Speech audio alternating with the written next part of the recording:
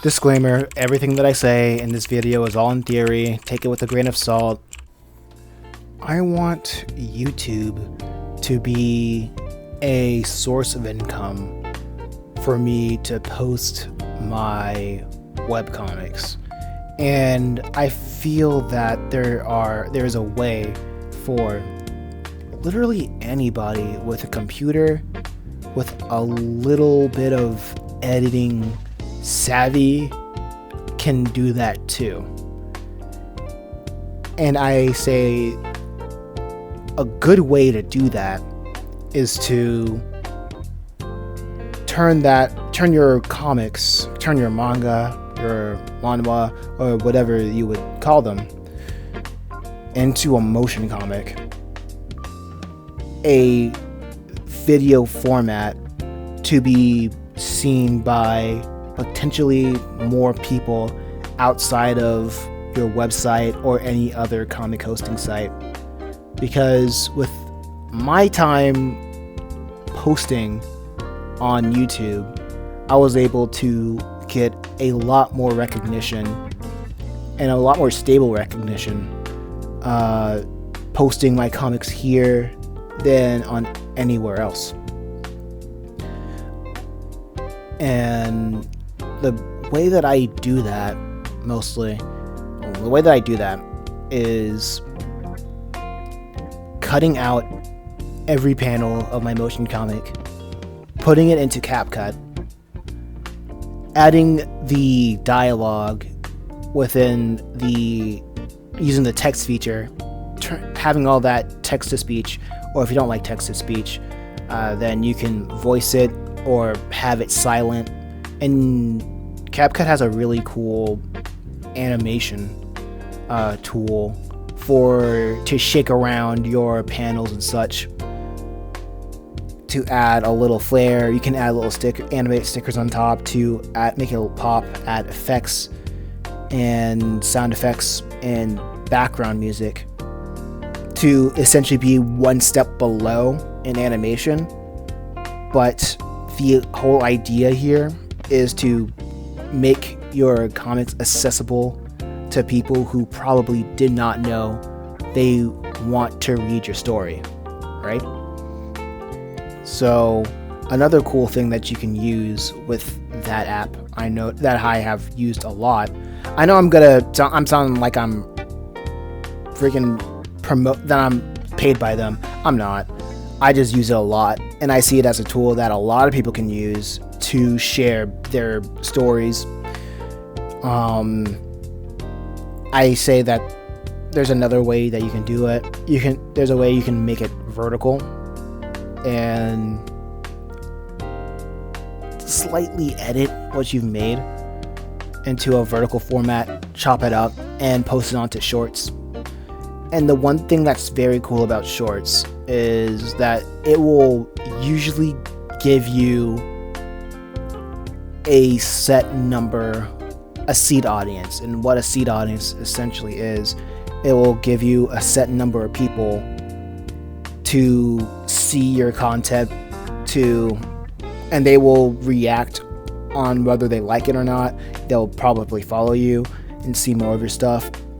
And what I've heard that what YouTube does is it basically gathers as much information on what the seed audience is. They takes account of their watch history, your watch history, and people that are similar to you and the seed audience that they pushed it to. And what they do with that is try to find similar people and push it to the next step of people. So 1,000 to 100, 1,000 to 10,000, 100,000, X, Y, and Z. That's possible. That's possible. So I'm trying that out. Well, I've been trying that out. I haven't gone through like after the initial seed phase, and notice that my seed phase is usually around 400, but you keep posting and that'll increase your odds. And while the longer format will still be there on a different format, a good And something that's kind of that's a good bright side to look at it is I've heard that when someone sees 7 of your shorts, then that's when they get recommended your long form video. And when you, and on another topic, your whole entire long form video that you initially make, what really makes or breaks it is what I've heard generally is the title and the thumbnail. If they like the content in between, they don't know if your content is good or not. They don't know if your content is good or not. If they are judging that book by its cover, if it's not enough for them to click, then they're just going to move on. I say this through experience because there were 2 times where I would get a video that would exceed the average view of the other parts of my stories. And it's not even the first part. And people would still have a positive reaction to it. So that tells me that it really doesn't matter where somebody hops on to the story or hops on within the sequence of the story or the video. As long as they like what's in the content of it, they will follow you to look at your other pieces of your story or what else is on your channel. And the one thing that I noticed that YouTube really likes is how bingeable your content is. And if you're a storyteller, if you create comics, then you can essentially serialize yourself. And all you really need is the know-how to have a perfect title and a thumbnail to your video. How to create the perfect title and thumbnail to your video, I don't know yet.